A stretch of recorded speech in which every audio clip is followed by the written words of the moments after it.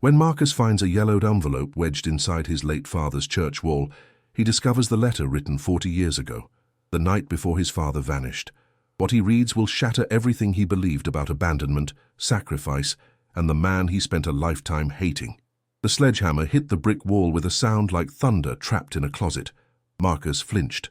Dust erupted in a cloud that caught the work lights and turned them celestial. Wrong for a church basement being demolished. St. Augustine's had been condemned for 2 years, the congregation scattered to buildings with working air conditioning. Marcus had bought the property for closure, though he'd never admitted that to anyone. The wall shouldn't have been hollow. Rodriguez, the crew foreman, had been swinging that sledgehammer through the partition separating the old furnace room from storage. When the brick gave way, there was a gap, a false wall built decades ago. "Mr. Chen," Rodriguez called, voice careful. "You're gonna want to see this." Marcus set down his cold coffee and crossed the basement. His knees protested. 49 years old, and his body kept score. He cracked his knuckles nervously, pop, pop, pop, 3 on the right hand, 2 on the left where he'd broken his pinky in high school. The smell hit him first. Old paper, and underneath, faint as memory, cigarette smoke, Marlboro Reds, his father's brand. Rodriguez shined his flashlight into the gap. A coffee can, Maxwell House with the red logo from the 80s, wedged carefully in place. Someone had wanted this hidden. Someone had wanted it to last. Marcus's throat tightened. His body knew before his mind. Skin prickling cold despite the September heat, sound coming from far away, copper taste on his tongue. Fight or flight. He'd been living with that alarm for 37 years. "Get it out," he said. The can was cool against his palms. He recognized it, his father's workbench can holding nails or screws. His father had always saved things, reused things. "Depression, baby," his mother used to say, back when she still said anything about him at all. The lid was sealed with candle wax, yellowed and cracked. Inside, wrapped in a brittle plastic bag, Food Lion, long gone from Baltimore, there was an envelope. Marcus's name in handwriting he'd recognize blind. Block letters, careful and precise. Marcus James Chen. Not Marcus or son. The full name, like a legal document. No postage. This letter had never been meant for mail. It had been meant to wait, to hide, to survive. His father had disappeared October 3rd, 1986. Walked out for milk and never came back. Car found 3 days later at the inner harbor, keys in the ignition, wallet on the dashboard. Police dragged the harbor, searched, questioned everyone. Nothing. Daniel Chen had simply ceased to exist. Marcus had been 12. 12 and angry, rage living in his bones like marrow, shaping the man he'd become. Certain his father had chosen to leave, had looked at his life, at his wife, his son, the bills, the struggle, and decided it wasn't enough. Now he held a letter hidden in the church walls. The church his father had helped build, volunteered at every Saturday for 3 years before vanishing. The church where Marcus had been baptized, where his father had stood in back during services, never comfortable, always looking ready to bolt until finally one October evening he had. Rodriguez backed away, giving space. The basement went quiet except for generator hum and distant traffic. Life continuing. Indifferent. Marcus thought about his own son, Daniel, named after the grandfather he'd never met.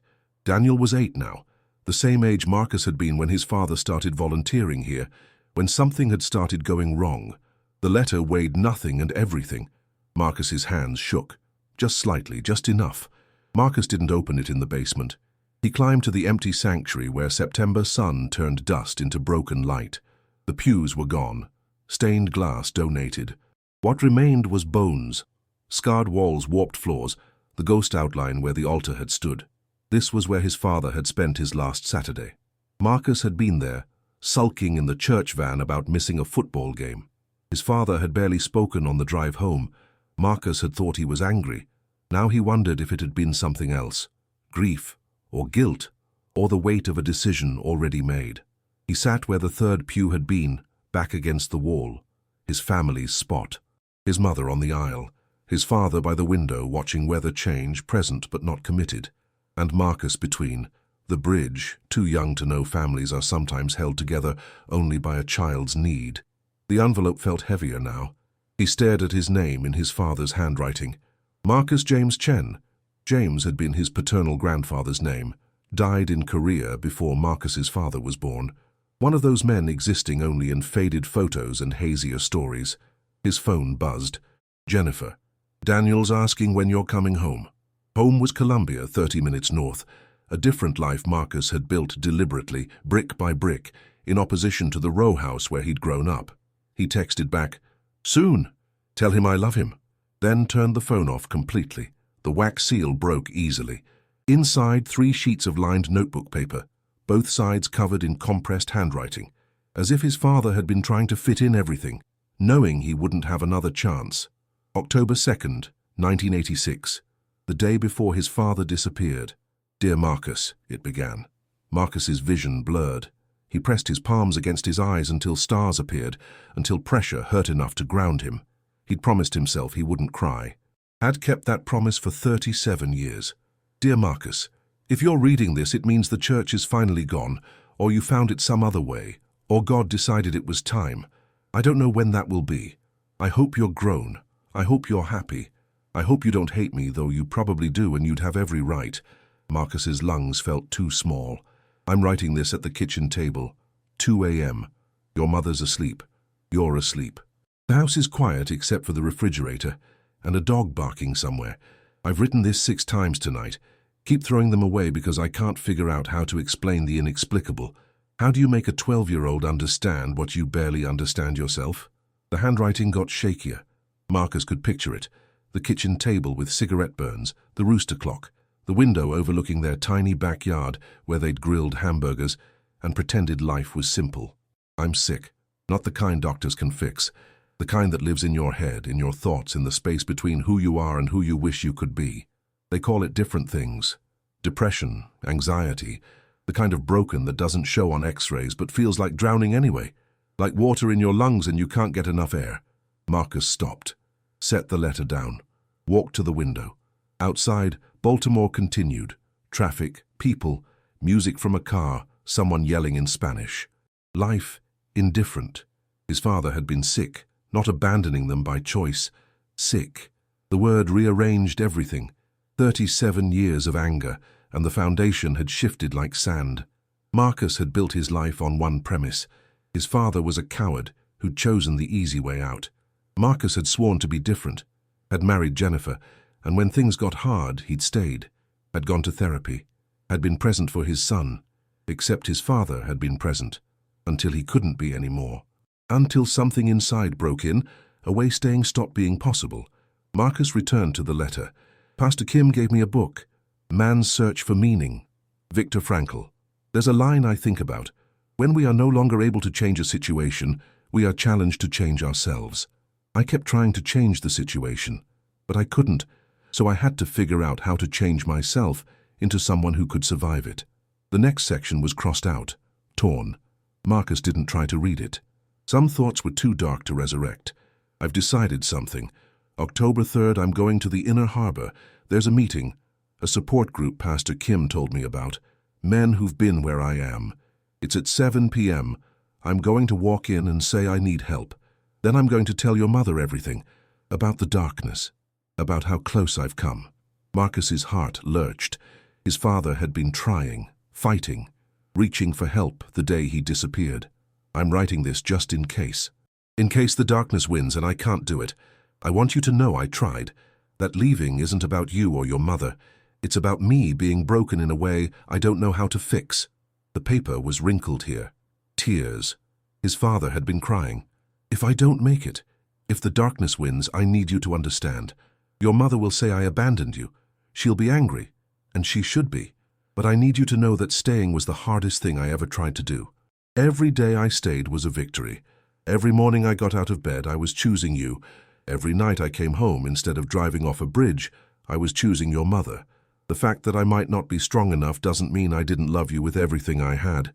Marcus set the letter down, walked to the window, breathed. The sun was lower, painting the sky amber and rust. A car alarm, someone cooking, the world relentlessly ordinary. He called his mother. She answered immediately. "Marcus, what's wrong?" "I found something at the church, a letter from Dad." The silence stretched so long he thought she'd hung up. Then, "What does it say?" Can I come over? We need to talk in person. Another pause. I'll put on tea. Marcus read the rest before leaving.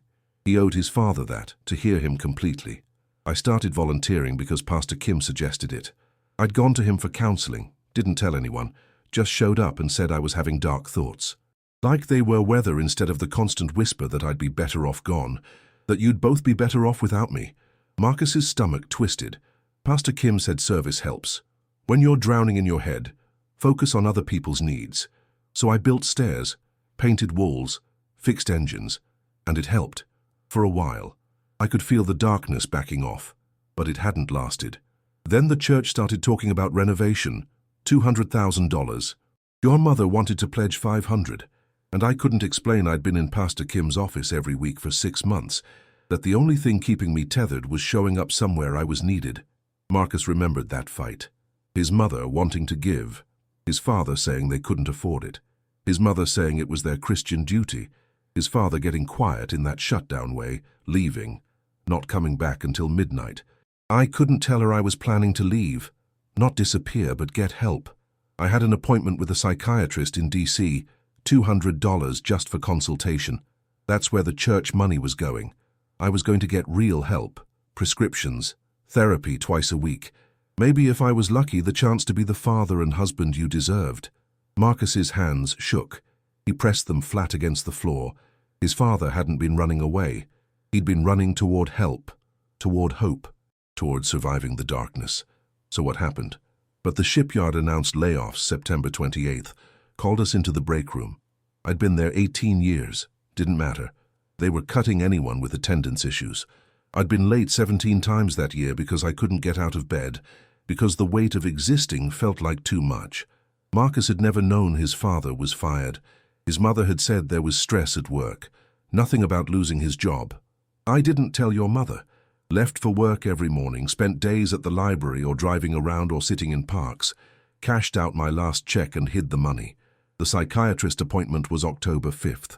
I was going to tell her everything then. Ask her to come with me. Face it together. Marcus could barely breathe. But October 2nd, I got the VA letter. They denied my disability claim for the 3rd time. PTSD from my father's death. They said I couldn't have PTSD from something before I was born. Said I didn't qualify. Said to reapply with better documentation, which was impossible because how do you document a ghost? The handwriting was almost illegible, torn in places. I had no job, no insurance, no way to pay for help. And sitting at that table at 2 a.m. I did the math. Your mother's life insurance on me. The house paid off if I died. Your college fund doubled. Everything easier if I just wasn't there anymore. Marcus stopped reading, walked outside, made it 3 steps before he vomited into the dead grass. His father hadn't abandoned them. He'd tried to save them. In the most terrible, misguided way, he'd thought his death would be worth more than his life. Marcus wiped his mouth. The sun was too bright. The world too loud. Everything exactly as it had been 5 minutes ago, except nothing was the same. He thought of Daniel. 8 years old, gap-toothed, obsessed with dinosaurs. What would Marcus have done in his father's position? Lost job, lost insurance, darkness closing in with no way to fight. Would he have been brave enough to stay? He didn't know. God help him. He didn't know. If this story has touched your heart so far, please don't forget to like, comment, and share. Tell us in the comments if you've ever discovered something that changed everything you thought you knew. At his mother's row house on Monument Street, she opened the door before he knocked. She'd aged. When had that happened? Hair completely grey, cut short. She'd shrunk. "The tea's ready," she said, turning away before he could see her face. They sat at the same kitchen table where his father had written the letter. Marcus laid the envelope between them. Let her see the handwriting. Her hand trembled, reaching for it. Where? Inside the church wall, the basement. He must have put it there that last Saturday. She read slowly. Marcus watched emotions play across her face. Confusion, pain, something that might have been grief or rage or both. When she finished, she aligned the pages carefully with the table edge. He was going to get help. He was trying. He never told me about the job. I don't think he knew how. She laughed, bitter and humorless. 37 years. 37 years I've been angry at him for leaving. And he was just... She couldn't finish. Sick, Marcus supplied. He was sick and trying to get better. His mother's face crumpled. She cried loud and messy, deeper than tears usually reached. Marcus moved around the table, held her while she shook. She felt so small. "I could have helped," she sobbed, "if he'd just told me. Maybe. Or maybe the shame was too much. Maybe he really thought we'd be better off." "We weren't." "No, we weren't." They sat for hours. His mother talked about things never spoken. The miscarriages, how his father had held her through both, taken time off he couldn't afford, promised they'd try again. How gentle he'd been. How broken he'd looked when the doctor said, "Maybe stop trying." He wanted more children, a houseful. After you were born, after we knew you'd be the only one, something changed, like he'd put all his hopes in one basket and was terrified of dropping it. Marcus thought about Daniel. How the fear had hit the moment he was born. This sudden understanding that he was responsible for keeping another human alive, that failure would be catastrophic. That fear never went away, just disguised itself as normal parenting anxiety. Did he ever talk about his father? She shook her head. He didn't like to. Said no point dwelling on what couldn't be changed. But sometimes I'd catch him staring at this photo in his wallet. His mother holding him as a baby.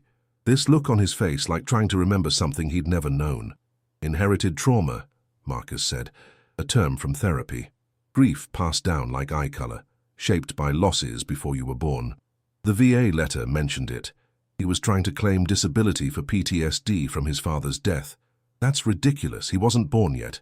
That's what they said. But he felt it anyway. The absence. Being raised by a grieving mother, growing up in the shadow of a hero he could never become. His mother was quiet. Then, "I knew he was struggling that last year. I knew something was wrong, but he kept saying he was fine, and believing him was easier than dealing with the truth. You had your own stuff, working 2 jobs, raising me, keeping the house together. That's not an excuse. It's not an accusation either. It's just what was." She took his hand, her skin paper-thin, veins visible like blue rivers. "I'm sorry. Sorry I let you grow up hating him. I should have... something. Not taught you to blame him. You didn't know. I should have. But mental illness was good at hiding, good at wearing a mask of fine. His father had performed normalcy until the performance exhausted him. There's more," Marcus said. "The letter was dated October 2nd. He disappeared October 3rd. He was supposed to go to a support group that night at the Inner Harbor." His mother went still. "The Inner Harbor, where they found the car." "Yeah. You think he went?" "I don't know. Maybe he went and something pushed him over. Maybe he walked out feeling worse. Maybe..." She stopped him. "Or maybe he didn't go. Maybe he got in the car and somewhere between here and there decided he couldn't. Maybe he parked and just walked away, started over, left the car to make us think..." She couldn't say it. "Drowned," Marcus finished. They sat with that. The possibility like a door swinging open to space too bright to look at directly. His mother stood abruptly, pulled down a shoebox from above the fridge, set it on the table. "What's that?" "Things from after. The police gave me his wallet, keys, wedding ring. He'd left them in the car. I kept thinking maybe it meant something, that he was leaving that life behind." She opened it. His father's wallet, cracked leather worn smooth. Key ring with the rabbit's foot Marcus had won at a carnival. Wedding ring, simple gold. Marcus picked up the wallet, lighter than expected. His father's license from '83 stared back, 38 years old, Marcus's age now. He looked young, tired but young. Behind the license, a photo. A young woman, Popo, his grandmother, holding a baby. Golden Gate Bridge in the background, written on back in faded pencil. Daniel, 3 months old, July 1948. His father had carried this 41 years. A mother who'd raised him alone. A father he'd never met. Grief that shaped him before he had any say. His mother held the wedding ring, turning it. "I never understood why he left this. If he was planning to end it, why take it off first?" But it made sense. His father hadn't wanted them to bury his ring with an empty casket. Hadn't wanted his mother removing it in a morgue. He'd been trying to spare them. Last small mercy of a man who'd thought his death would be a gift. Except he hadn't died. "Maybe. We could look for him," Marcus said before fully thinking. "Hire an investigator. Check records." His mother set the ring down. "And if we find him?" "I don't know. And if we don't? Same place we've always been. Living with not knowing." But that wasn't quite true. They knew more now. His father had been sick, not selfish, had tried to get help, had loved them, even if that love hadn't been enough. That had to count for something. His phone buzzed. Jennifer. Daniel's asking when you're coming home. He wants to show you his Lego spaceship. Marcus looked at his mother. At the artifacts. At the letter that had rewritten their history. I have to go, but I'll come back tomorrow. We'll figure this out together. She hugged him at the door, tight and desperate, afraid he might disappear too. Marcus, she said as he left, whatever we find, thank you for not keeping it to yourself. He was your husband. He was your father. Both and neither, Marcus thought. The man in the letter and the man they'd known. The man who fought and the man who lost. The man who left and the man forced out by illness, neither had understood. Driving home, Marcus thought about inherited trauma, about grief echoing through generations. His son was waiting. His son carrying his grandfather's name, who would grow up knowing his grandfather struggled, was sick, made choices born of pain rather than malice. That knowledge wouldn't erase abandonment, but it might reshape it, turn it from rejection into tragedy. Allow Daniel, both Daniels, to be more than their worst moments. Marcus hoped so. When he got home, Daniel was bouncing on the couch. The Lego spaceship was elaborate, complete with tiny astronauts. Dad, look, it took me 3 hours. Marcus really looked. Saw his son's grin, hopeful eyes, vibrating need for approval. Saw himself at that age wanting his father to see, to acknowledge, to care. His father had cared, just been too broken to show it. Marcus pulled Daniel into a hug, held him longer than he probably wanted. It's perfect, you're amazing. Dad, you're crushing me. Sorry. Marcus ruffled his hair. Can I tell you about your grandfather? Your namesake? Daniel settled onto the couch. The one who died. Maybe or maybe not. I found something today. A letter. Want to hear about it? Is it sad? Yeah, but also brave.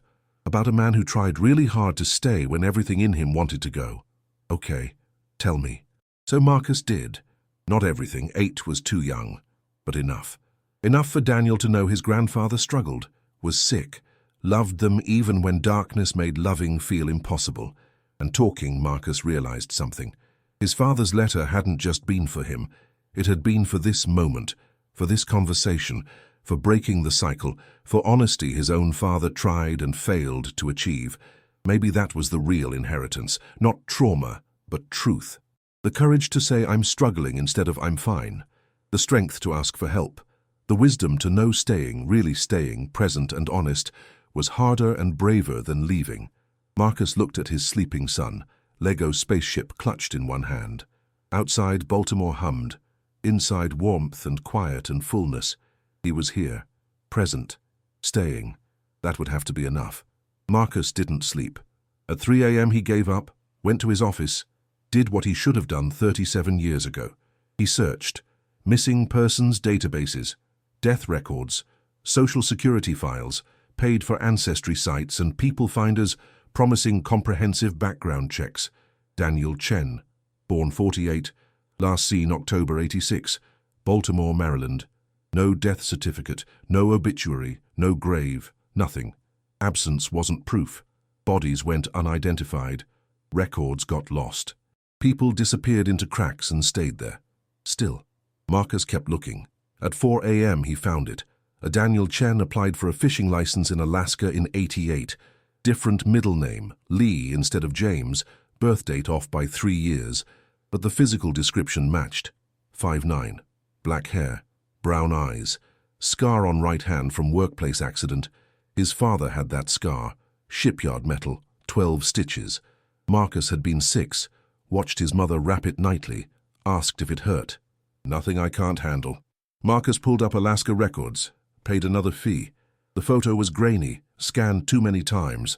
Could have been his father, could have been any middle-aged Asian man, but the scar was visible. Right palm, white line bisecting the lifeline. Marcus's heart hammered. Screenshot. Kept digging. License renewed 91, 94, 97. Then nothing.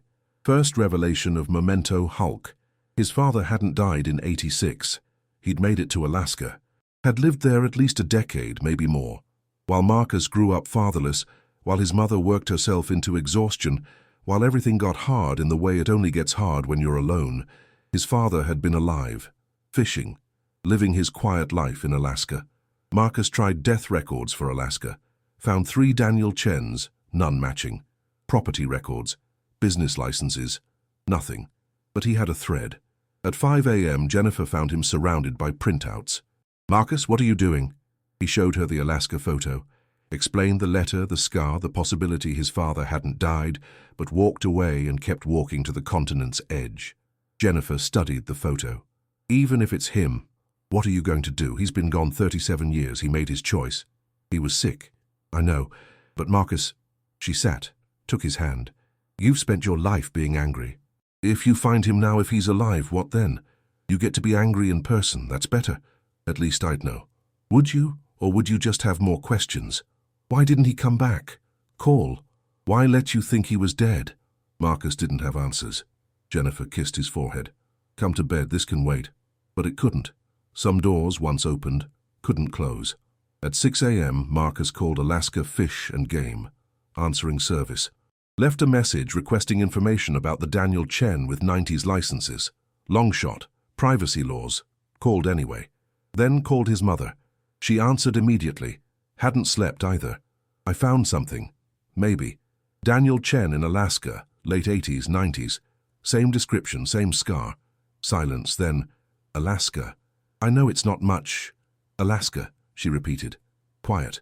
He always wanted to go to Alaska. Said it was the last wild place. The last place you could disappear if you needed to. Marcus felt the floor tilt. "He told you that?" "Once. Watching a documentary about salmon fishing. He said if he ever needed to start over, that's where he'd go. I thought he was joking." Her voice broke. "I thought he was joking, Marcus." The possibility crystallized. His father hadn't died.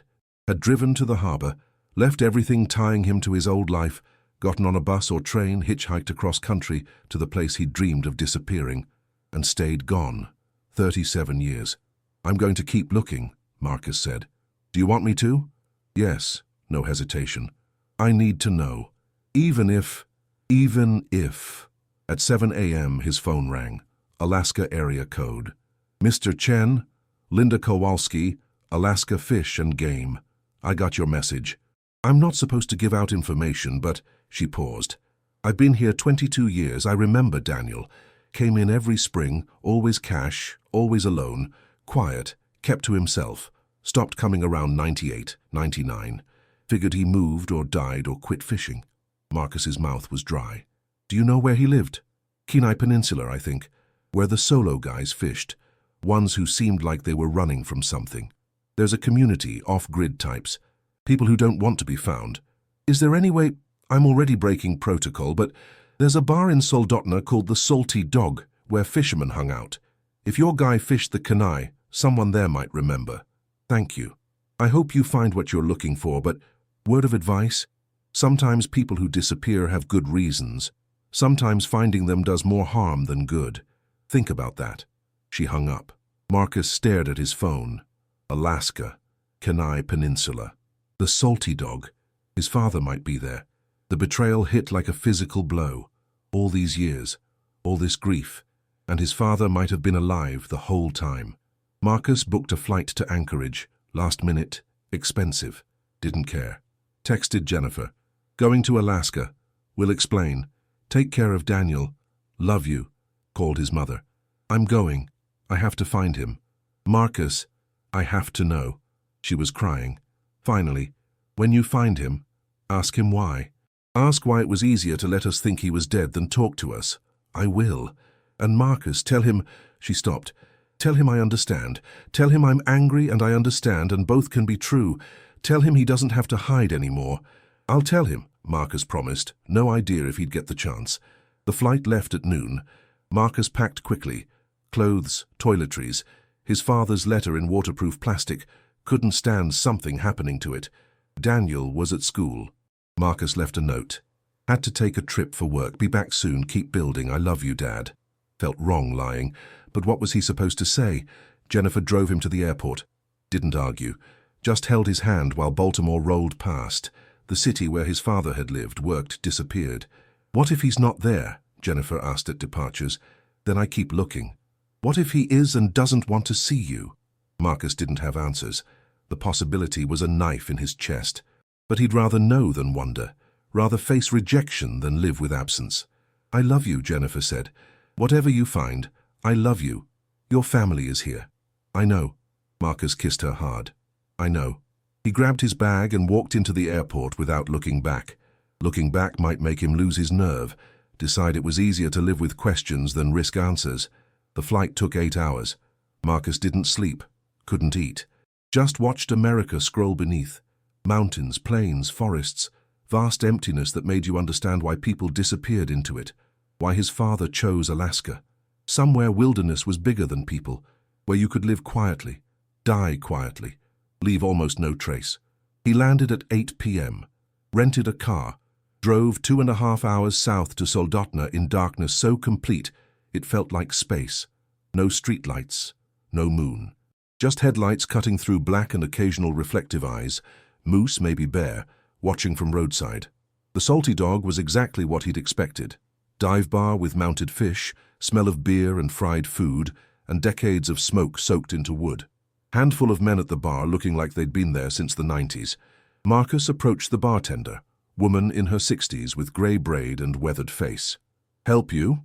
Marcus showed her the fishing license photo. "I'm looking for this man, Daniel Chen. Fished around here late 80s, 90s. Does he look familiar?" She squinted, didn't answer immediately. Marcus's heart sank. Of course she didn't remember. Decades, hundreds of men. Then she said, "Danny." Marcus's breath caught. "You knew him?" Everyone knew Danny. Quiet but dependable. Used to come in every Saturday. Always that stool. She pointed. Always the same. Whiskey neat, burger no onions, tipped well, never caused trouble. Used to.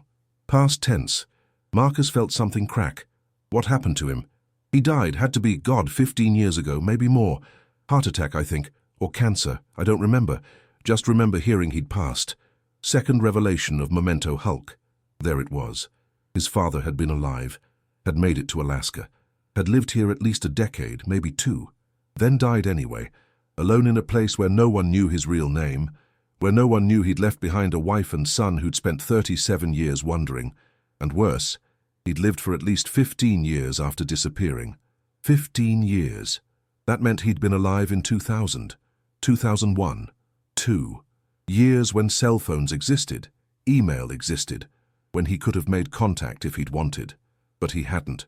For 15 years he'd known Marcus was out there, growing up, graduating, marrying, having a son, and he'd chosen silence, chosen to stay dead.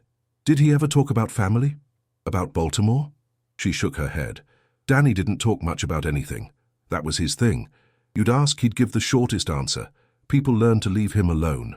Was he happy? She considered. I don't know if happy is the right word. Content, maybe. Like he'd found whatever he came looking for.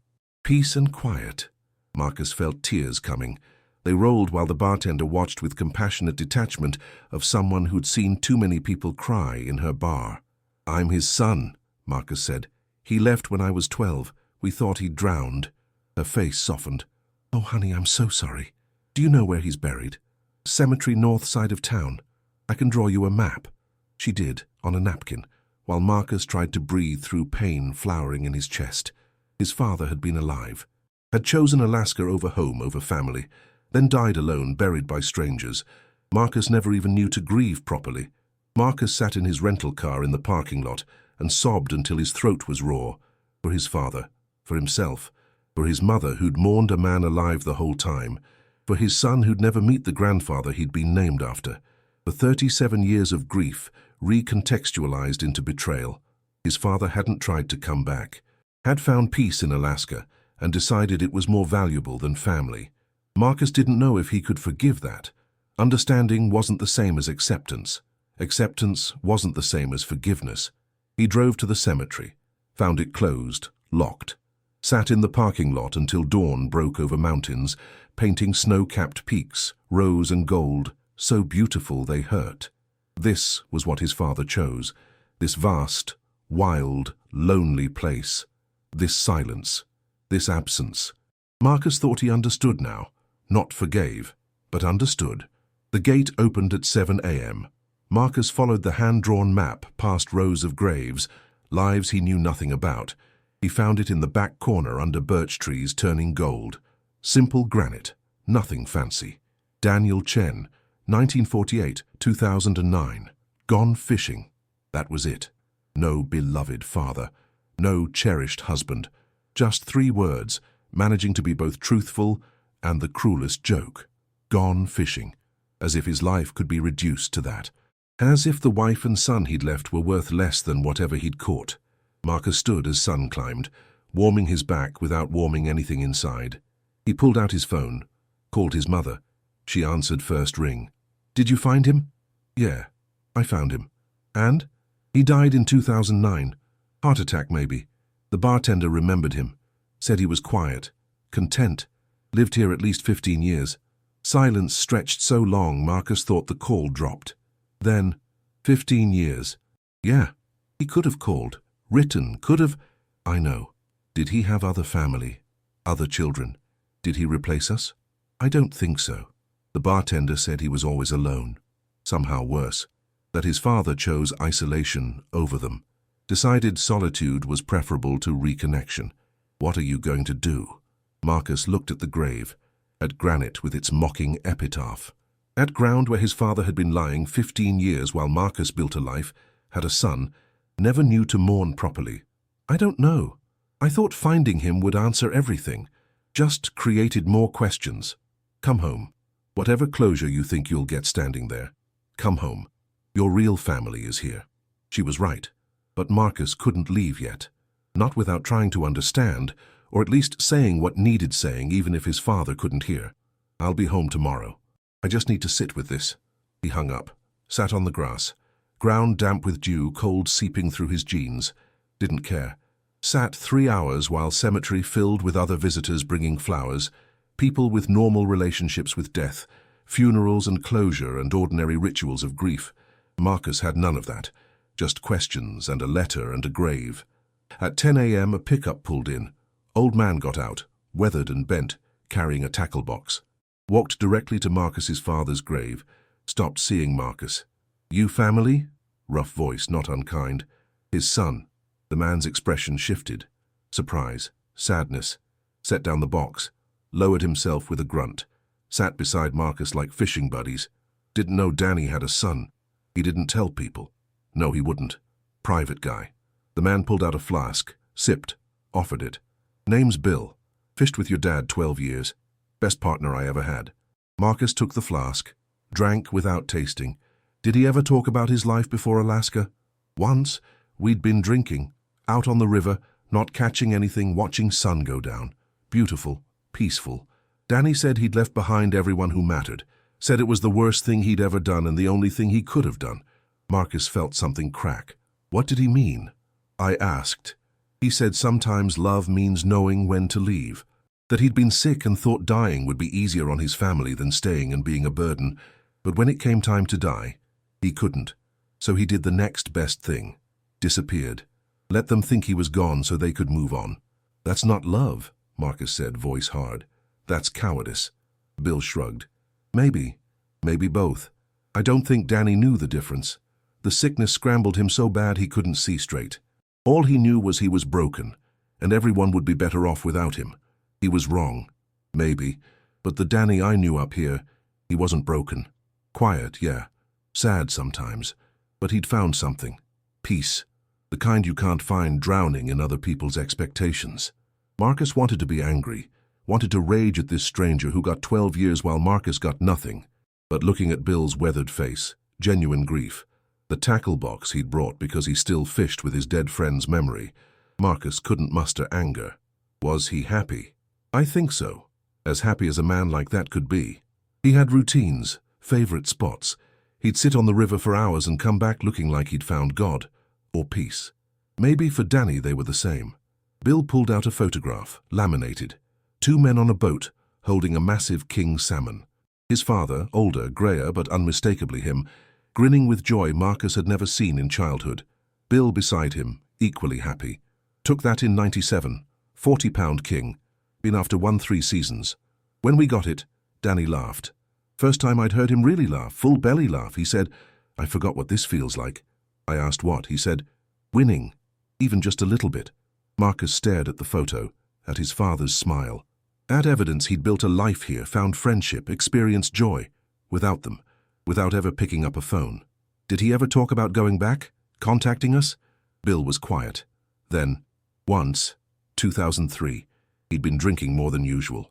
Said his son would be 30 that year. Said he wondered if you'd gotten married, had kids, if you were happy. I told him he could call, find out. He said it was too late, that he'd made his choice and had to live with it, or die with it.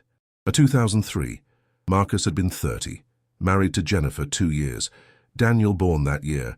His father could have known his grandson, could have been there. He'd chosen not to. Marcus felt tears again, different this time.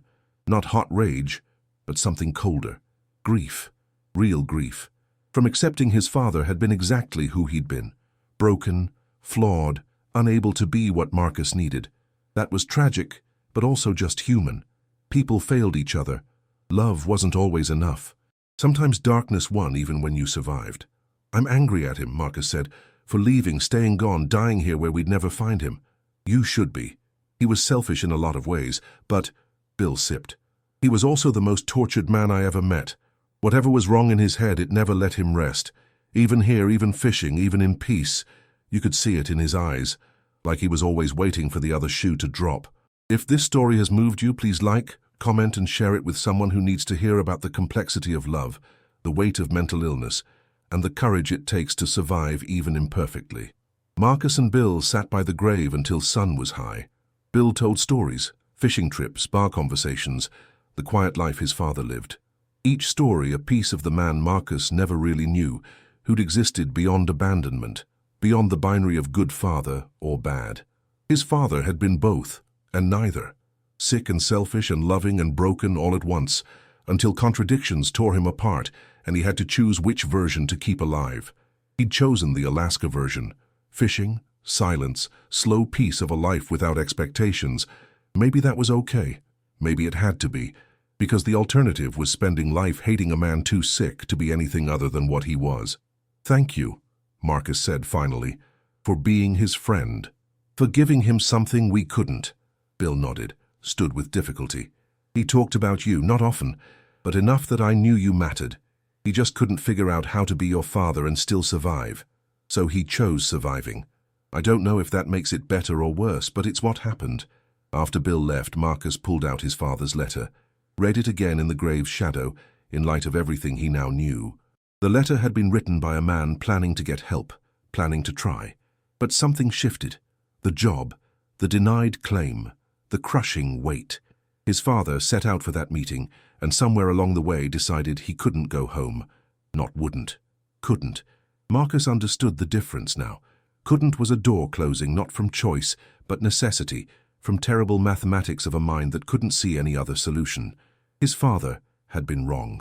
So catastrophically, devastatingly wrong, but he'd also been sick, and sick people made sick decisions.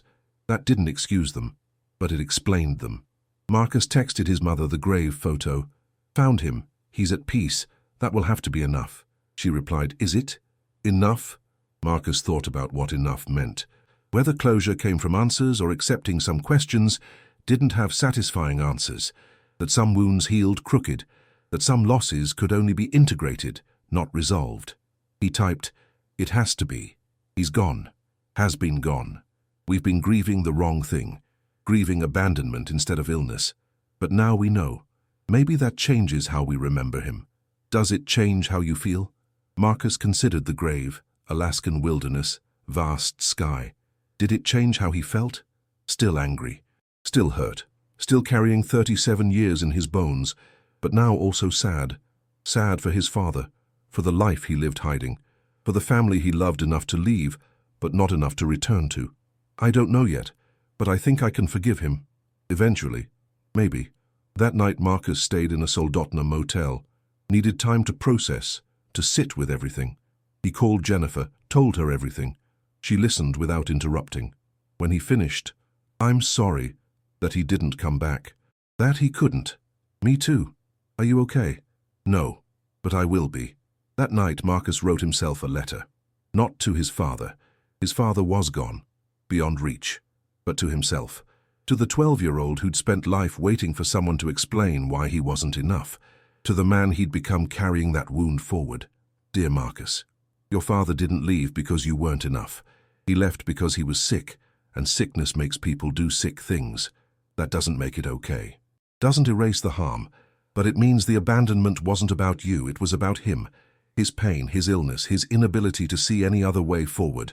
He wrote for 2 hours, filling pages with everything he'd learned, everything he felt, everything he needed to say to the child he'd been and the man he'd become. When he finished, he felt lighter. Not healed. Healing would take years, but lighter. Like he'd set down a weight he'd carried so long, he'd forgotten it was possible to move without it.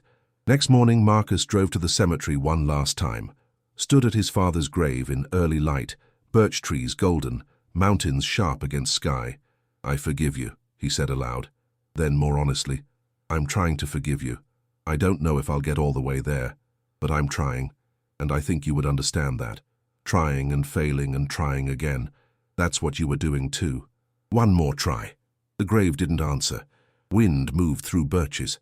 Somewhere far off, a raven called. Marcus pulled a penny from his pocket, old habit, something his mother did at his grandmother's grave, leaving a coin as a sign someone visited, someone remembered. He placed it on the headstone, small, insignificant, but there. Gone fishing, he read again. This time he almost smiled.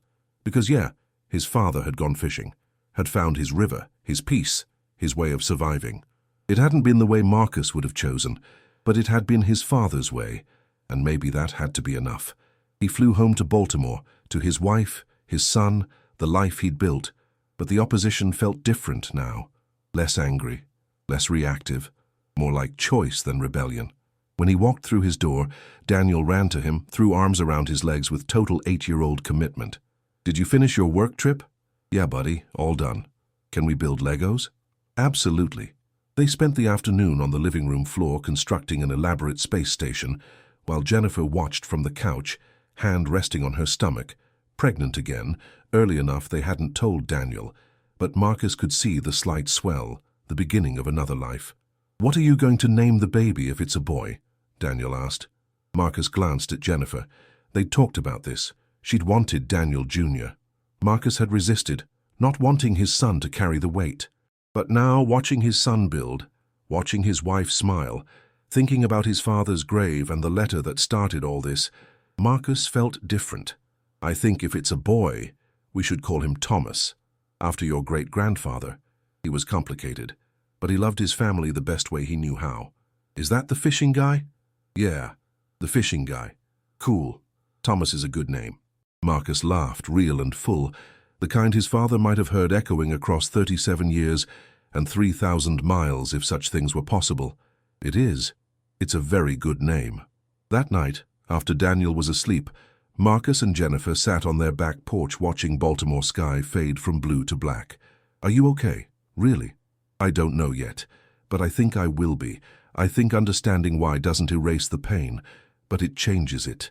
Makes it something I can work with instead of just carry. Your dad would be proud, for going to find him, for trying to understand.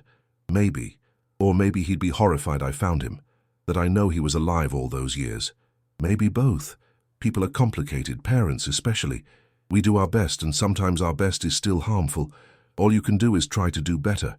Marcus thought about that, about his son asleep upstairs, about the baby growing, about generations of men who tried and failed and tried again to be good fathers, to break cycles, to heal wounds instead of passing them forward. I'm going to tell Daniel, when he's older, about his grandfather, about the letter, Alaska, mental illness. I'm going to tell him the truth, all of it, the good and bad and complicated, because I think secrets are what kill us. My father kept his sickness secret, and it destroyed him. I don't want to do that. I want Daniel to know people struggle. That loving someone doesn't mean they'll always do the right thing, that sometimes the people we love hurt us, and we can acknowledge the hurt while still loving them. That's very mature, Marcus laughed. Check back in a week. I might be angry again. Grief is weird, it keeps shifting. Yeah, it does.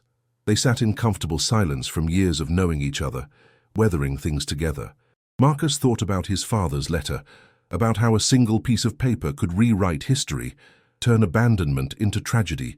Make the unbearable almost bearable. In his jacket, the letter rested against his heart. He'd have it framed, keep it somewhere safe but visible. A reminder that people were complicated, love was messy, that sometimes survival looked like leaving, and that was simultaneously devastating and understandable and unforgivable and human. All of that, all at once, forever. The stars were coming out now, pinpricks in vast dark. Marcus wondered if the same stars were visible from Alaska, from the cemetery. Probably. Stars didn't care about borders or small human dramas, but Marcus cared. He'd always care. The abandonment would always hurt, always be a wound he'd carry. But now the wound had context, had explanation, had the possibility, someday, of scar tissue instead of open bleeding. Inside, the house was warm and full of the people he loved, the family he'd built, the life he'd chosen. Outside, the night was cool and infinite, and somewhere in Alaska, under those same stars, his father was finally at rest, gone fishing. Marcus smiled despite himself, despite everything. "Yeah, Dad, gone fishing. I hope you caught what you were looking for. I hope, in the end, it was enough. I hope the rivers were kind.